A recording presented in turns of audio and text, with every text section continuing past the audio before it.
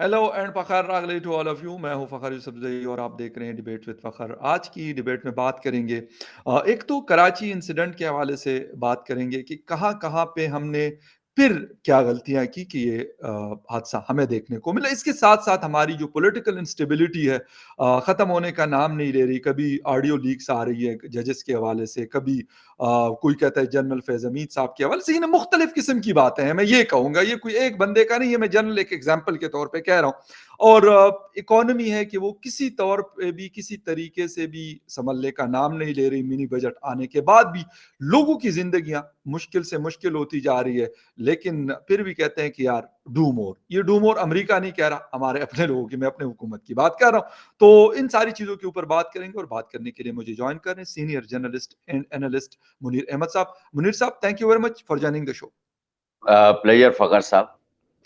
मुनीर साहब, एक तो इससे शुरू करेंगे थोड़ा-सा कि इकोनॉमी हो, सिक्योरिटी हो, पॉलिटिकल इंस्टेबिलिटी हो, आपस में ये चीज़ें इंटरलिंक होती है। अगर एक जी। चेन में से एक भी कड़ी अगर मिस होती है, तो उसका नुकसान बाकी 2 को भी हो रहा है। लेकिन इस वक़्त अफ़सोस के साथ हमारी जो तीनों कड़ियाँ हैं, वो तीनों की तीनों अलग भी हैं और डूब भी रही हैं। कराची का इंसिडेंट हो, थोड़ा-सा उस पे आपका टेक चाहूँगा कि हमने फिर क्या गलती कर दी और राना साहब, ख्वाजा आसिफ साहब के बयानात, क्या कहेंगे कि कितने हम सीरियस हैं इस मसले के हवाले से या किसी भी इशू के हवाले से? बुनियादी बात ये है कि आप एक कमज़ोर मुल्क हो चुके हैं। ये तो एक जैसे अभी थोड़ी देर पहले आप ऑफ़लाइन बात कर रहे थे कि अब हमारे सियासतदान भी कह रहे हैं कि हम एक डिफ़ॉल्ट कंट्री में रह रहे हैं और ये सूरत-ए-हाल ऐसी है। जब आप एक डिफ़ॉल्ट कंट्री में रह रहे हैं, तो इसका मतलब ये है कि आपका निज़ाम जो है, वो सारे का सारा तितर-बितर हो चुका हुआ है और आप बहुत कमज़ोर विकेट पर खेल रहे हैं।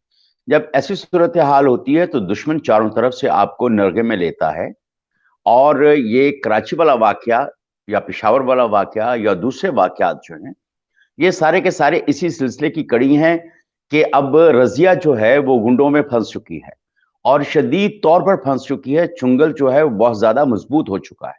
बिल्कुल। और सूरत और दूसरी तरफ ये है कि हमारे निज़ाम को चलाने वाले लोग जो हैं, वो अभी तक ये समझ नहीं पा रहे हैं कि हमने क्या करना है। अब अगर इसी वाक़ये को ले लें, तो आपका क्या ख़्याल है कि ये सिक्योरिटी लैप्स नहीं है? ये क्या ऐसे ही हो चुका? हमारी इंटेलिजेंस। इंटेलिजेंस हमारी इंटेलिजेंस एजेंसीज़ कहाँ पर हैं? जी। वो जो ये सारी खबरें रखते हैं और वो इनका मुख़बरी सिस्टम किधर है? कि कौन सी इसका मतलब ये है कि ये सारे के सारे सोए हुए हैं और कोई इनको पूछने वाला भी नहीं है। जो इनको पूछने वाले हैं, वो बेचारे अपने किसी न किसी तंत्र में मुब्तला हैं, अपने किसी न किसी वायरस से निपटने की कोशिश कर रहे हैं। जी। तो अब ऐसी सूरत-ए-हाल के अंदर जब आपका एजेंसीज़ का निज़ाम बिल्कुल मफ़कूद हो चुका है और वो इस काबिल नहीं रहे कि वो ये इत्तला दे सकें कि कहाँ पर कौन कैसे मुनज़्ज़म हो रहा है और कौन से थ्रेट्स हैं आपको। दूसरी तरफ आप ये देख लेंगे ये जो इंटरनल सिक्योरिटी की सूरत-ए-हाल है, ये हमारे दोस्त ममालिक के लिए भी तशवीशनाक है, ख़ास तौर पर चीन के लिए। वो बिल्कुल। बारहा पाकिस्तानी हुकाम के साथ इसके ऊपर बात करते हैं कि भई ये जो सूरत-ए-हाल इस वक़्त आपकी जो मुआशी अदम इस्तेहकाम है और जो सियासी अदम इस्तेहकाम है और जो सिक्योरिटी का आपका जो अदम इस्तेहक और जो लैप्स हो रहे हैं, तो ये जो चीन के लोग यहाँ पर काम कर रहे हैं, उनकी जो ज़िंदगी है या काम की रफ़्तार जो है, उसके ऊपर तो ज़ाहिर है कि उनके अपने खदशात हैं और खौफ हैं, जो बहुत ज़्यादा बढ़ चुके हैं।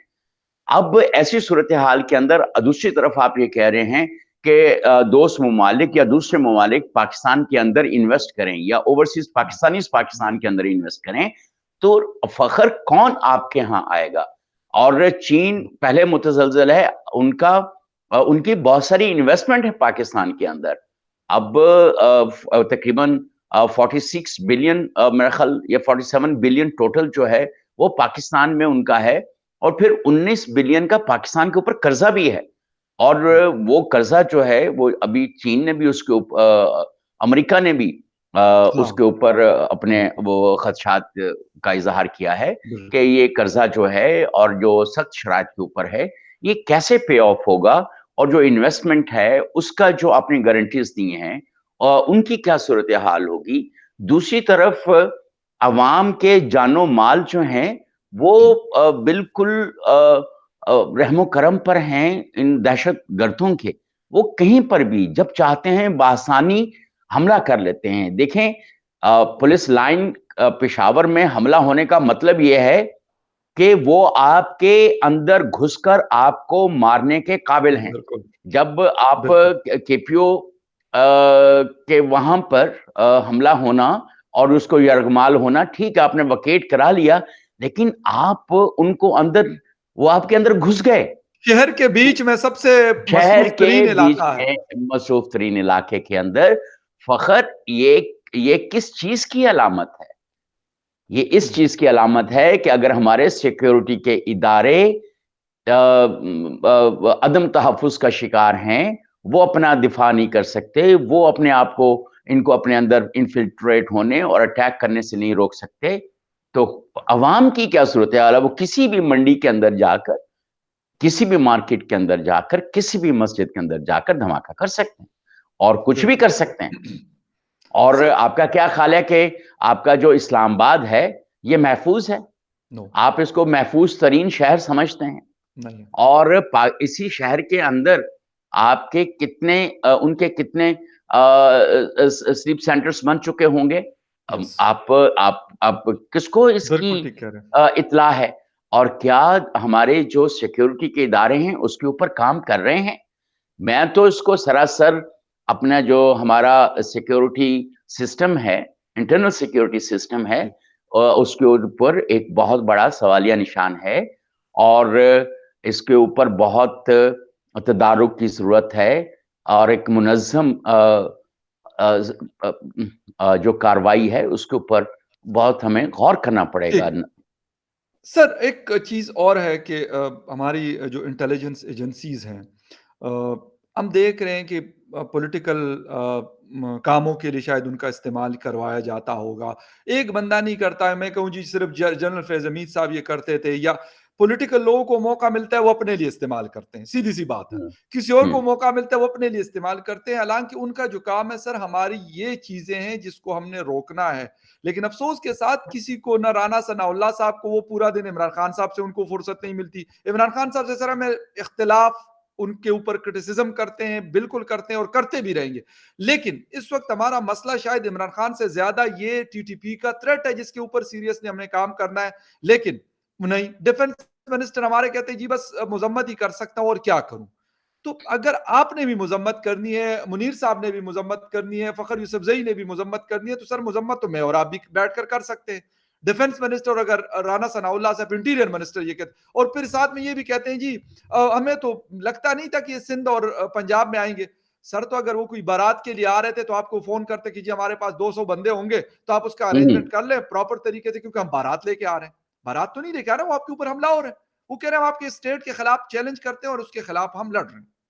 तो हुँ, सर हुँ, ये वाले बयानात फिर एक आम पाकिस्तानी, मेरा जैसा, आप जैसा या जर्नलिस्ट जो भी कहें, तो हम फिर क्या करें? किसकी तरफ देखें? नरेंद्र मोदी साहब की तरफ देखें, इमारत इस्लामी अफ़गानिस्तान की तरफ देखें, नेपाल या भूटान की तरफ देखें, किसकी तरफ देखें फिर? देखें, कहीं भी देखने की ज़रूरत नहीं है।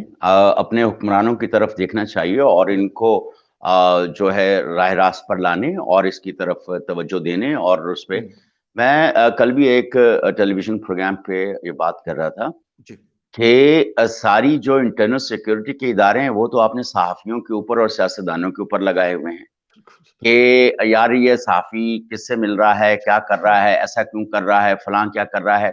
और फिर सबसे ज़्यादा आपने अपने सिक्योरिटी के इदारे जो हैं, वो आपने अपोज़िशन के ऊपर लगाए हैं, जैसे अभी आपने ज़िक्र किया। बिल्कुल, यार ये इमरान खान क्या कर लेगा? करने दो, उसमें क्या सूरत-ए-हाल है? आप किसी अगर नहीं गिरफ्तार होता तो आप छोड़ दें।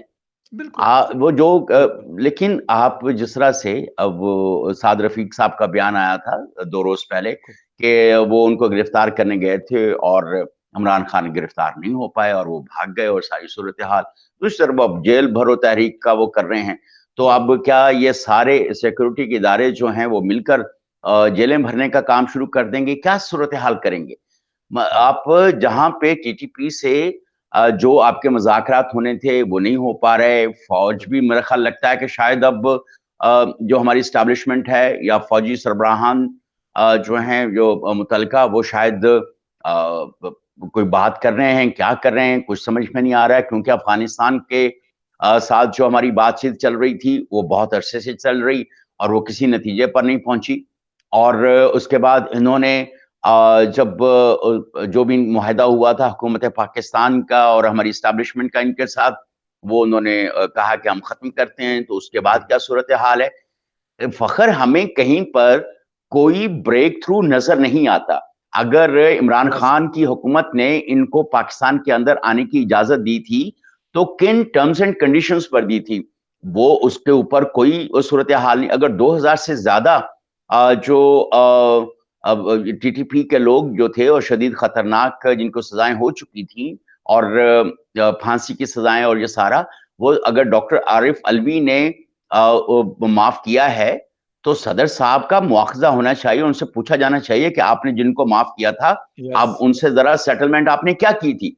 क्या टीओआर से कोई बताने वाला है इस मुल्क के अंदर बिल्कुल। कि दहशतगर्दों को आप छोड़ रहे हैं?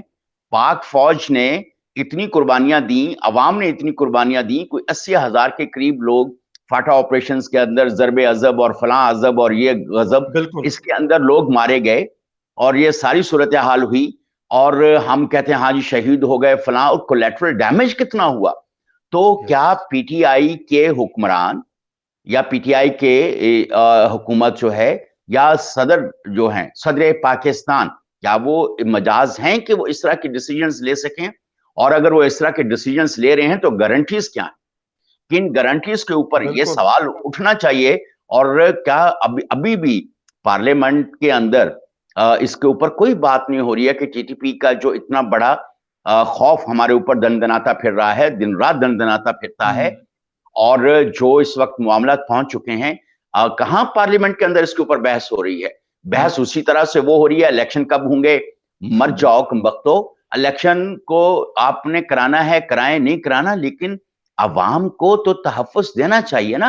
बिल्कुल, शर्म का मकाम है बिल्कुल, कि हमारे हुक्मरान, हमारे सिक्योरिटी के इदारे, ये सारे मिलके तहफ़्फ़ुज़ नहीं दे सक रहे हैं। बिल्कुल। और एहतसाब होना है, इसको पकड़ना है, उसको छोड़ना है, इसी के ऊपर सारी सियासत चल रही है। मईशत जो है, उसके ऊपर किसी का कोई अभी तक कोई ऐसा अमल जो है या कोई ऐसा इक़दाम जिसे हम कहें कि मईशत सँभल जाएगी, वो बिल्कुल, हमें नज़र नहीं आ रहा है। बिल्कुल, डॉलर की फ्लाइट किधर है? पेट्रोल आपने महँगा कर दिया है, बिजली बिल्कुल, गैस महँगी हो रही है, यूटिलिटीज़ अब दूध जो है वो ₹220 का हो चुका है। बिल्कुल, कल बिल्कुल। कल उसने कहा है कि जी मैं दूध ₹220 का कर रहा हूँ। और जो फ्रेश आपने एक कंपनी का दूध है, मैं उसका नाम नहीं ले रहा, लेकिन क्योंकि मैं लेके आता हूँ, इस्तेमाल करता हूँ, तो रात को मुझे वो 250 का लीटर मिला है, वो फ्रेश मिल्क। बताएँ? और ये जब मैंने पहली दफ़ा खरीदना हाँ। शुरू किया था, तो ये हुँ, मैं ₹80 का लेता था, आज से कुछ 2, 3 या साढ़े 3 साल पुरानी बात बता रहा हूँ। और इस हुँ। दौरान यानी आप प्राइस देख लें कि यहाँ तक पहुँची 3 गुना बढ़ गई है। है। जी, बिल्कुल। अब ऐसी सूरत-ए-हाल है, आप मुझे ये बताएँ कि इवन वो जो हम टी व्हाइटनर्स होते हैं, अब जी, वो बिल्कुल। कितने महँगे हो चुके हैं। बिल्कुल ठीक, तो बिल्कुल अब जो सही। ऐसी सूरत-ए-हाल माचिस की कीमत बिल्कुल, कहाँ पहुँच गई है। एग्ज़ैक्टली, अब एब्सोल्यूटली राइट। ऐसी सूरत-ए-हाल है और यकीन माने मैं तो सारा दिन घर के अंदर कभी इधर से लाइट बंद कर रहा होता हूँ, कभी कुछ। अगर मेरे और आप जैसे लोग इस तरह से कर रहे हैं, तो अवाम की क्या सूरत-ए-हाल होगी? सर और आप ज़रा इसके अवाम में बावजूद जाकर देखें।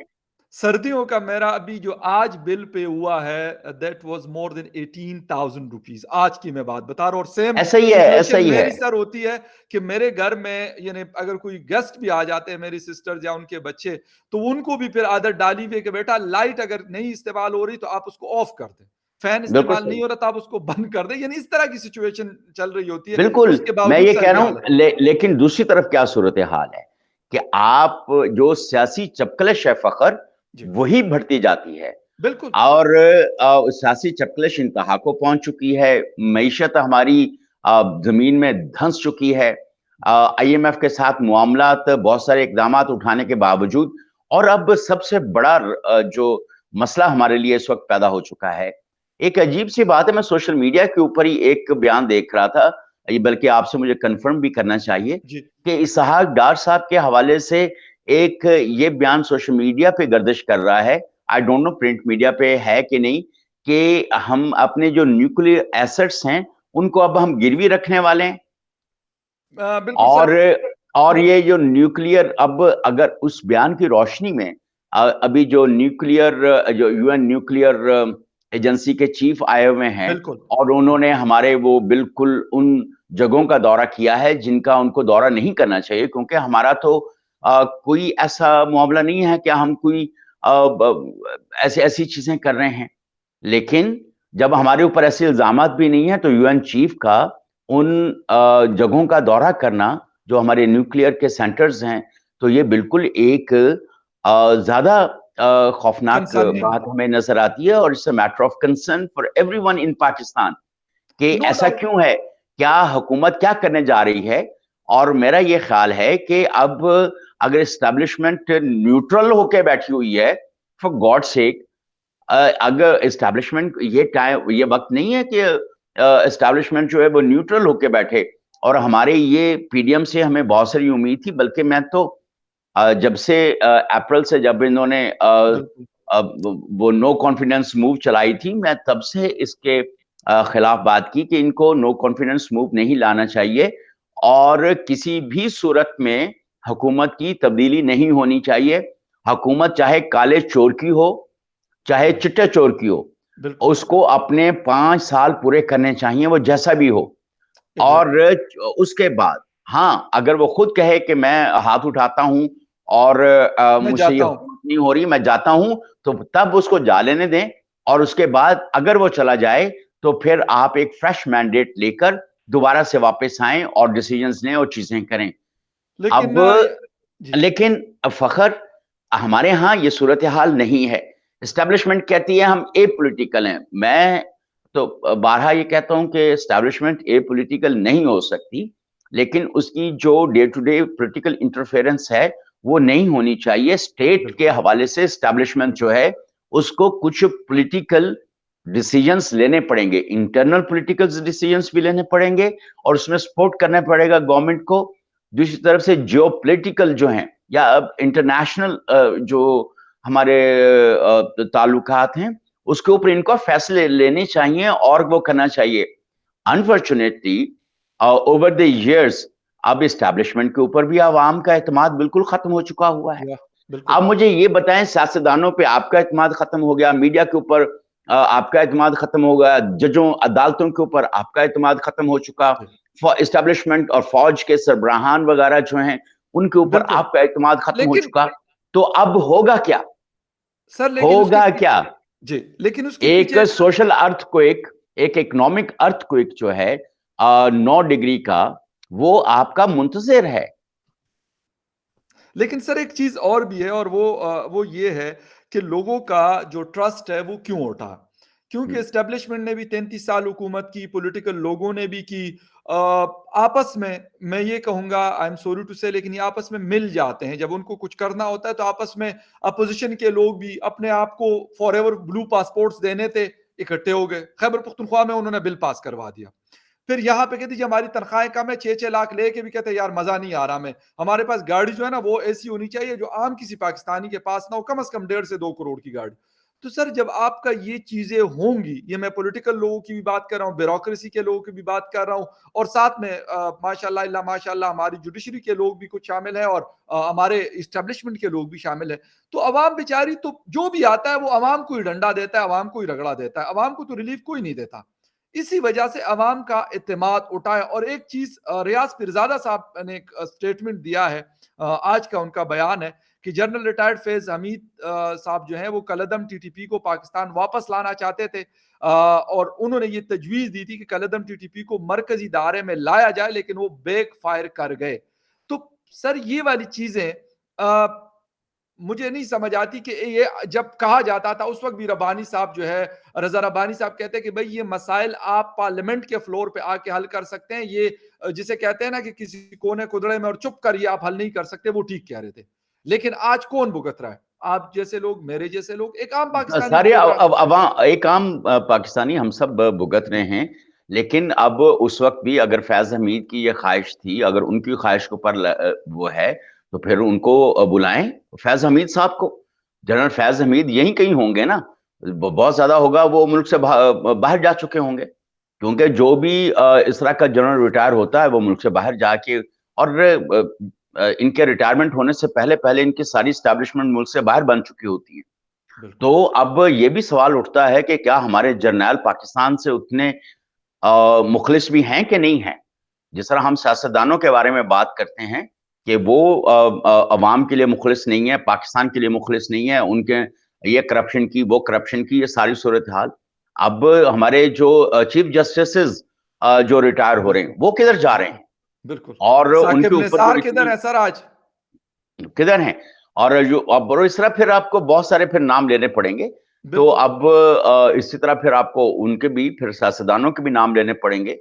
फिर आपको जो मीडिया के इतने बड़े बड़े टाइकून्स बन चुके हुए हैं, बिल्कुल। तो मुख्तलिफ जो माफियाज हैं, अब मुझे तो ये समझ में नहीं आती कि जो अगर स्टेट एक्टर्स जो हैं, स्टेट एजेंसीज जो हैं, अगर उनके ऊपर उंगलियां उठना शुरू हो चुकी हैं, तो फिर आपको सोचने की बात है, समझने की बात है कि भाई अब इसको कौन ठीक करेगा। अब एक हल मुझे तो नजर आता है कि सब अपने अपने सेक्रीफाइसेस करें, और आर्मी को अपना बहुत सारे जो एक्सपेंडिचर्स हैं बिल्कुल। वो उनको वो खत्म करने पड़ेंगे, बिल्कुल। और कोई ऐसा कोई मैकेनिज्म बनाना पड़ेगा। देखिए, हमारी भारत के साथ डिप्लोमेसी चल रही थी, बिल्कुल। बैकडोर डिप्लोमेसी हमारी, जो फौजी एजेंसीज हैं वो इसको, या मिलिट्री ऑपरेशंस वाले कर रहे थे, उधर से भी थे। ये नवाज शरीफ साहब जैसे जनरल असद दुरानी साहब ने इसको बिल्कुल। करेक्ट भी किया था, जब एक दफा बड़ी इसके ऊपर बात फैली थी कि जी। नवाज शरीफ साहब की इजाजत से ये मिलिट्री ऑपरेशंस के इदारे जो हैं वो नेगोशिएट कर रहे थे कोई एक एमिकेबल सोल्यूशन के, ताकि दोनों मुमालिक एक दूसरे के साथ पुरसकून रहें। तो फिर उसका क्या हुआ? नवाज शरीफ साहब को तो गए हुए बहुत सारे साल हो चुके। उसके बाद बिल्कुल। शाहिद खाकान अब्बासी साहब आए, और फिर बिल्कुल। दूसरी हुकूमत आई, और ये सारी सूरत हाल। तो अगर नवाज शरीफ साहब ने एक अच्छा कदम शुरू किया था बायलैटरल पीस के लिए, तो वो कहां दफन हो गया है? बिल्कुल। और क्यों हमें इतने अपने फौजी अखराजात करने पड़ते हैं? क्यों हमें बिल्कुल। इंटरनल सिक्योरिटी के ऊपर इतना पैसा लगाना पड़ता है?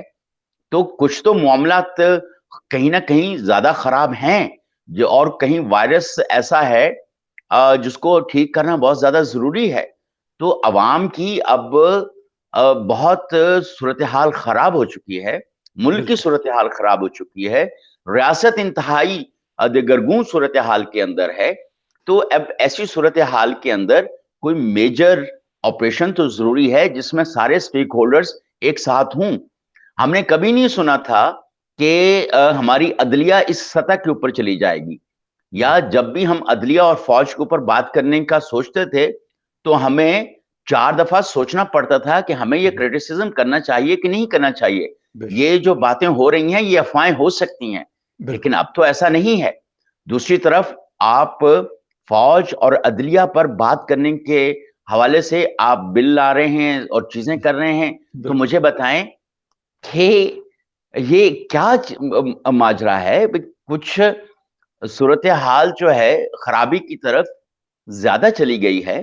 सर कुछ दुनिया में ऐसा लगता है कि जुडिशरी और फौज सिर्फ हमारे पाकिस्तान की है, बाकी दुनिया में कहीं पर नहीं। हालांकि अमेरिकन फौज को जितना जलील किया गया अफगानिस्तान के इशू के ऊपर और इराक के इशू के ऊपर, शायद ही दुनिया की किसी फौज को इस तरह किया गया हो।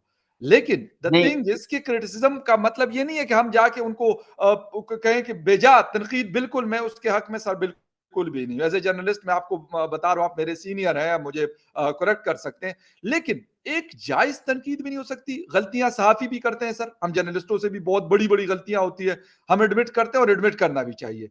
जुडिशरी के लोग भी हमारी तरह के इंसान है, वो भी गलतियां करते हैं। फौज के लोग भी हमारी सोसाइटी का हिस्सा है, और हमारी तरह के लोग वहां पे जाके कोई जनरल बनता है, कोई लेफ्टिनेंट जनरल होता है, कोई जो है वो कोई कोई होता है, ब्रिगेडियर होता है। तो सारे लोग वो गलतियां तो कर सकते हैं ना, एज इंसान वो गलती कर सकते हैं। लेकिन सबसे बड़ा पन ये होता है कि सर वो कह रहे हैं हाँ बिल्कुल यार हमसे हुई है, हम इससे इनकारी नहीं है। अगर लेकिन इससे आगे जाके हम इस चीज को ठीक करेंगे तो इसमें बुरा क्या है?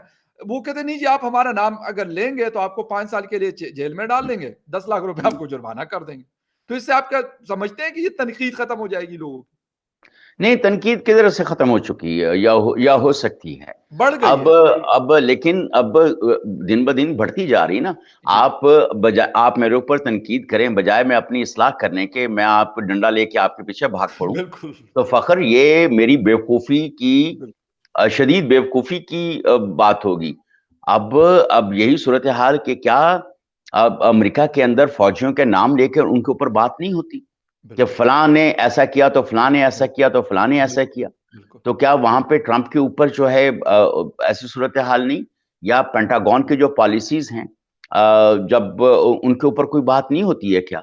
दुनिया में इज़राइल मुख्तलिफ जैसे इदारों मुल्क के में सर इज़राइल की हुकूमत और इज़राइल की फ़ौज के खिलाफ प्रोटेस्ट होते हैं बाकायदा फ्लैग्स लेकर, हुँ। इज़राइली करते हैं। ये कोई मतलब फ़लस्तीनियों की मैं बात नहीं करता ना किसी और कंट्री के। वो जाके करते हैं वो तो फिर उनको मैं कहता हूँ कि वो सबको बंद कर देना चाहिए, इतना छोटा-सा मुल्क है। नहीं, अब आप दूसरे मुल्कों को भी देख लें, तो मेरा ये ख़्याल है कि ये ऐसी सूरत-ए-हाल जो है अब आप अगर फ़ौज के अंदर देखें भारत की अफ़वाज के बारे में या वहाँ के निज़ाम के बारे में चीज़ें, क्या उसके ऊपर तनकीद नहीं होती? तो क्या वहाँ पर क्या ऐसे कवानीन मौजूद हैं?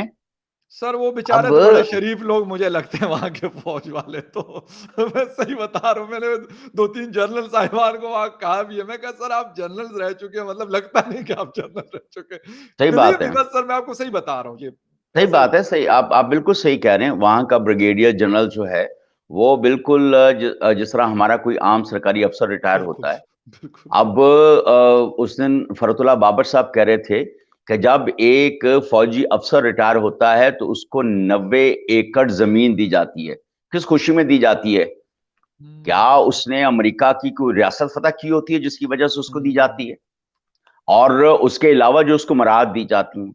और उसके बिल्कुल। बाद जो डीएचए इतना बड़ा कॉर्पोरेट बना है, या जी, दूसरी जो इनकी वो काफ़ी तफ़सील के साथ फ़रतुल्लाह बाबर साहब आपको पता है फॉर्मर सेनेटर हैं बिल्कुल सर, और अभी बिल्कुल। भी हमारा बहुत बड़ा नाम है हमारी सियासत के अंदर और एक बेशक, मुतदल और इंटेलेक्चुअल पॉलिटिक्स बेशक। जो है, उसके अंदर बहुत बड़ा नाम है। तो अब ये है, आप फ़रतुल्लाह बाबर को उठा के ले जाएँ। वो ये कहें कि जी नहीं सेनेटर मुश्ताक को उठाकर ले जाएँगे जो फ्लोर ऑफ द हाउस आके कह रहे होते हैं। हाँ, हाँ। नहीं मतलब ये कोई तरीका है कि अब अगर वो ये कहे कि भई 90 एकड़ ज़मीन और कितने सरकारी अपने फ़ौजी अफ़सरान जो हैं वो हर साल रिटायर होते हैं और बेशक, कितने 90 एकड़ ज़मीन दी जाती है। उस बिल्कुल। दिन किसी इदारे की एक रिपोर्ट थी कि 42% के 40% ज़मीन जो है कुछ साल 2 साल पुरानी शायद कोई रिपोर्ट है या साल जी, पुरानी बात है। जी, जी। तो उसके अंदर उसने मेंशन किया कि ये ज़मीन जो है ये इसके ऊपर ये फ़ौज की ज़मीन है। अब कितना बड़ा पाकिस्तान है, उसका अगर 40% या 42% अगर तकरीबन आधा फ़ौज के पाकिस्तान। तसर्रुफ़ तो तकरीबन आधा पाकिस्तान तो उसके ऊपर फ़ौज का तसर्रुफ़ है या वो फ़ौज के अब देखिए 90-90 एकड़ जब आप देते जाएँगे हर अफ़सर को, रिटायर होने के ऊपर। हुँ। अब यार मेरे वालिद साहब सरकार के अफ़सर थे, ग्रेड 20 में रिटायर हुए, उनको तो 40-80 का प्लॉट भी नहीं दिया है हुकूमत ने। तो यहाँ पर तो मतलब कोई ये भी अदम मुसावात है। ये अदम मुसावात है और ये शदीद इस्तेहसाल है पाकिस्तान के रिसोर्सेज़ का, चीज़ों का। बेशक, बेशक, अब एक बेशक। तरफ मईशत जो है वो तबाह-ओ-बर्बाद हुई है। इदारे तबाह-ओ-बर्बाद हुए हुए हैं, सारी सूरत-ए-हाल है। लेकिन हमें फ़ौज के ऊपर या फ़ौज के जो अखराजात हैं, उसके ऊपर कोई कट लगता हुआ नज़र नहीं आता है। और उन्होंने कोई 5-10% या जो उनको इज़ाफ़ा चाहिए था पीटीआई की हुकूमत में, उन्होंने नहीं लिया था, तो कितनी सुर्खियाँ लग रही थी बिल्कुल। कि जी फ़ौज ने अपना जो इज़ाफ़ा है, वो लेने से उन्होंने कहा कि जी आप हमें इज़ाफ़ा ना दें। बहुत बड़ी बात है, बिल्कुल, बहुत बिल्कुल सर। बड़ी बात। अगर सर मैं कहता हूँ जो चीज़ें अच्छी वो करते हैं तो मतलब मैं कहता हूँ कि फिर जो मर्ज़ी हम कह दें ना, हम झूठा प्रोपेगेंडा जितना मर्ज़ी करने की कोशिश कर लें, तो वो नहीं हो सकता क्योंकि जब उनकी चीज़ें सही होंगी। हिंदुस्तान की फ़ौज सर हिंदुस्तान वालों की फ़ौज है ना, हमारी तो नहीं है वो। लेकिन आज अ, पाकिस्तान में बैठकर हम जिसे कहते हैं जनरल बिपिन रावत साहब की ज़िक्र करते हैं, जनरल राज कादियान साहब का हम ज़िक्र करते हैं और क्यों ज़िक्र करते हैं सर? वो क्या हुँ, पेंशन जो लेते हैं वो मुझे और आपको तो नहीं देते। क्यों सही कहते बात हैं है। कि जो उनके पास छोटे-छोटे 2 कमरों के अपार्टमेंट्स होते हैं या छोटे से घर होते हैं उनके पास, लेकिन जो उनकी रिस्पेक्ट है मेरे और आपके दिल में भी है। हालाँकि वो कोई हमारे डायरेक्टली ना कोई रिलेटिव है हमारे, ना पाकिस्तान में रहते ही नहीं है, लेकिन हम उनकी तारीफ़ करते इस वजह से कि वो सामने नज़र आ रही होती है चीज़ें, तो अगर ये करेंगे तो हमारे सर आँखों पर सर, हमारे सर के नहीं, नहीं, ताज हैं बिल्कुल ये। सही है। लेकिन देखें देखें फ़ख़्र, अब वो जो उन्होंने इज़ाफ़ा लेने से इनकार किया था, तो सबने बिल्कुल, एप्रिशिएट किया था ना। बिल्कुल किया। और इंक्लूडिंग अस, अब हमने भी किया और करना भी चाहिए। अब अगर डीएचए को 2-4 अरब अपने किटी में से निकाल देता है, या या इस तरह फौजी सीमेंट निकालता है, या बिल्कुल, फौजी कॉर्नफ्लेक्स वाले, जो जी, अब कितनी बड़ी-बड़ी एस्टेब्लिशमेंट्स हैं, जो फौजी हाज़िर सर्विस लोग चला रहे हैं। जी बिल्कुल। अगर फ़ौज इटसेल्फ अपने अखराजात कम करती है, अब उस दिन खबर थी कि हमारा जो कर्ज़े की किस्त जानी होती है, और वो ये 1.3 ट्रिलियन का अखराजात हैं। 1300 अरब। 1300 अरब रुपए हर साल बिल्कुल, जो हैं, बिल्कुल, वो हमारा फ़ौज का खर्चा और कर्ज़े की किस्त है। बिल्कुल ये ठीक है, हमारे बिल्कुल सही। बजट की सर सूरत-ए-हाल एक है। एक अब लास्ट क्वेश्चन जी, एक लास्ट क्वेश्चन सर, और वो ये है, ख्वाजा आसिफ साहब डिफेंस मिनिस्टर है, इससे पहले भी वो डिफेंस मिनिस्टर रह चुके हैं और एक बड़ी की पोजीशंस पे रहे हैं और बड़े सीनियर पॉलिटिशियन हैं। वो कह रहे पाकिस्तान डिफॉल्ट हो चुका है, हम दिवालिया मुल्क के रहने वाले हैं। इस पे थोड़ा सा आपका सर कमेंट चाहता हूँ। ये बात बिल्कुल सही है। देखिए ना, अगर सऊदीया अपने पैसे निकाल ले, या कतर के जो पैसे हमारे पास पड़े हुए हैं वो निकाल ले, हम्म, तो हम तो सड़कों पर बैठे हुए हैं ना। हम तो इस वक्त जो कुछ भी इस्तेमाल कर रहे हैं, वो दोस्त मुल्कों ने जो रिजर्व में हमारे पास पैसा रखवाया हुआ है, उसके ऊपर खेल रहे हैं ना। हमारे पास अपने पैसे तो कोई भी नहीं है। हम्म, जब हमारे पास अपने पास पैसे ही नहीं है, और जो टैक्सों के जो भी हम पैसे इकट्ठे कर पा रहे हैं, टैक्स वो भी जो लोग पहले से टैक्स दे रहे हैं, उन्हीं के ऊपर आपने कोई एग्रीकल्चर टैक्स नहीं लगाया। आपने अभी तक किसी जो बड़े-बड़े सेक्टर्स को सब्सिडीज आप दे रहे हैं, आपने जो एक्सपोर्ट सब्सिडीज दे रहे हैं, या इंटरनल सब्सिडीज दे रहे हैं, उनके ऊपर अभी आपने कोई कट नहीं लगाया है। अभी आपने फॉरेक्स वाले जो लूट मार कर रहे हैं, आपने उसके ऊपर कोई हाथ नहीं हम्म, डाला है। हम्म, जो मराहत फौज को या दूसरे बड़े लोगों को या ब्यूरोक्रेसीज को मिल रही है, उसके ऊपर कोई कट नहीं डाला है। हम्म, आप बढ़-बढ़ कर बात करते हैं कि पार्लियामेंटेरियंस की मराहत कम की है। मैं उस दिन फरतुल्लाह बाबर साहब से कह रहा था, एक इवेंट के ऊपर मैंने उन पे जी, सवाल उठा दिया। मैंने कहा, फरतुल्लाह बाबर साहब, कम से कम आप तो अपनी मराहत कम करें, ताकि आप एक जो है वॉलंटरली आप विथड्रॉ करें, ताकि लोगों के लिए नमूना बने कि हाँ, जी, ब्यूरोक्रेसी के ऊपर भी हाथ डालना है, और मिलिट्री ब्यूरोक्रेसी जो है उसके ऊपर भी जी, उनको भी कहना है कि भी आप भी वो करें, और दूसरों के ऊपर को मिसाल कह रहे, यार अगर आप मेरी सारी हमारी तनख्वाहें आप रख लें और सारी मराहत रख लें, तो उससे क्या कर लेंगे आप? तो वाकई बात भी सही है। अगर 400-500 हम्म, पार्लियामेंटेरियंस की मराहत, और कहाँ पे इतनी बड़ी ब्यूरोक्रेसी पूरे मुल्क की, उसकी हम्म, मराहत, और उसके बाद उससे भी बड़ी अगर आप देखें तो मिलिट्री ब्यूरोक्रेसी और उसकी मराहत और सारी चीजें बिल्कुल, और अखराजात, और उसके बाद उससे भी बड़ी जो आपने जो कॉर्पोरेट सेक्टर को सब्सिडीज दी हुई हैं, अगर 2-3 चीजें अगर आप कर लें, और फिर एग्रीकल्चर के ऊपर आपका कोई टैक्स नहीं है, लैंडलॉर्ड्स के ऊपर कोई हम्म, आपकी लैंड रिफॉर्म्स उस तरह से नहीं है, टैक्सेस नहीं है। ये 4 मेजर चीजें ऐसी हैं, अगर होंगी तो शायद हमारी सूरत हाल बेहतर हो जाए। लेकिन बिल्कुल, फॉर द टाइम बीइंग जो हमारे वजीर दिफा हैं, वो बेसिकली तो नून लीग के वजीर दिफा हैं। बिल्कुल, वो हमारे मुल्क के वजीर दिफा तो नहीं है। वो बिल्कुल, या तो वो नवाज शरीफ का दिफा कर रहे होते हैं, तो या नून लीग की पॉलिसीज का दिफा कर रहे होते हैं। वो बिल्कुल ठीक कह पाकिस्तान रहे का हो। दिफा तो नहीं कर रहे होते। बेशक, और बेशक। अगर वो पाकिस्तान का दिफा कर रहे होते और सूरत हाल उसको देख रहे होते, तो शायद हमारी कोई सूरत हाल बायलैटरल रिलेशंस की, और हमारी सरहदों के ऊपर जो सूरत हाल है, वो शायद ज्यादा बेहतर होती। बिल्कुल तो सही है और जी, ये मेरा तो ये ठीक है कि आप एग्रीकल्चर सबसे पहले लैंडलॉर्ड्स के ऊपर आपको बहुत सारे टैक्सेस लगाने की जरूरत पड़ है। हुँ, फिर दूसरी, आपको जो इंडस्ट्रियल और कॉर्पोरेट सेक्टर है, जो सब्सिडीज के ऊपर जिनको आपने बेतहाशा बिलियंस की सब्सिडीज दी हुई हैं, वो हुँ, आपको विदड्रॉ करनी पड़ेंगी। जी, फिर तीसरी बात, जो हमारे व्हाइट कॉलर क्राइम्स हमारी सिविल ब्यूरोक्रेसी ने किए हुए हैं, और वो चीजें उनसे मनी ट्रेल मांगकर उनके ऊपर टैक्सेस लगाने और उनकी हुँ, मराहत को कम करने की जरूरत है। फिर आपके जो फौजी अफसरान जो हैं, उनके ऊपर आपको उनके जो अखराजात हैं उनको कम करने और उनके मराद को कम करने और इन सारी चीज़ों को आपको देखने की ज़रूरत है। बिल्कुल और ठीक। और उसके बाद एक और कदम आपको उठाना पड़ेगा, वो पाकिस्तान के अंदर अमन अमान को बहाल करना और टीटीपी जैसे मसले से निपटना है, बिल्कुल ठीक। ताकि आप एक कंड्यूसिव इन्वायरमेंट बना सकें पाकिस्तान के अंदर इन्वेस्टमेंट का। फिर कहीं ओके। सूरत हाल बेहतर हो सकती है, वरना फिर आपको अपने एटमी हथियार दूसरों को देकर अपनी जान छुड़ाना पड़ेगी। बिल्कुल ठीक है सर कि जो लोग या जो भी वो अवाम हो, कोई कंट्री हो या उसके लोग हों या उनकी हुकूमतें हो, जो उसके हवाले से नहीं सोचती कि हमने क्या करना है, सारी ज़िंदगी कर्ज़ों पे हम पले-बढ़े, 75 साल तो हमने गुज़ार लिए, लेकिन अब 75 साल के बाद जो आगे की लाइफ़ है वो मेरे ख़्याल अब शायद मज़ीद कर्ज़ों से नहीं गुज़र सकती और हमें खुद कुछ करना पड़ेगा। कहीं न कहीं से ये स्टार्ट लेना पड़ेगा। जिन-जिन का भी रोल बनता है इंक्लूडिंग अस हम जर्नलिस्ट कम्युनिटी का भी फ़ौज के इदारे का, जुडिशरी का ब्यूरोक्रेसी का और जो गवर्नमेंट है उनका, सबका अपना-अपना रोल है। सबको अपना-अपना रोल प्ले करना पड़ेगा और ईमानदारी के साथ करना पड़ेगा। कोई ये नहीं है कि यार मैं बड़ा, वो छोटा, मैं बड़ा। इस चीज़ से निकल कर शायद हम एक कौम बन सके। लेकिन अगर ना किया तो फिर सीरिया जैसी सूरत-ए-हाल, लोग तो कहते हैं जी वो उनकी फ़ौज अच्छी नहीं थी, एटम बम नहीं था इसलिए हुआ। लेकिन हमारे पास एटम बम होते हुए भी ये सूरत-ए-हाल हो सकती है।